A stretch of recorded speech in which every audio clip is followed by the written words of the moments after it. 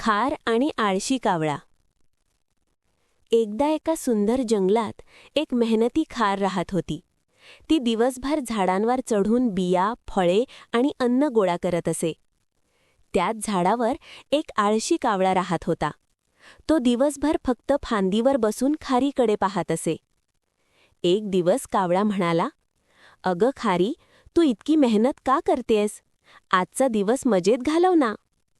खार हसून म्हणाली, "मी आज मेहनत करतेय कारण उद्यासाठी तयारी करतेय." कावळ्याने तिचं ऐकलं नाही. तो दिवसभर फक्त उडत फिरत आणि खेळत राहिला. काही दिवसांनी पावसाळा सुरू झाला. जोरदार पाऊस पडू लागला.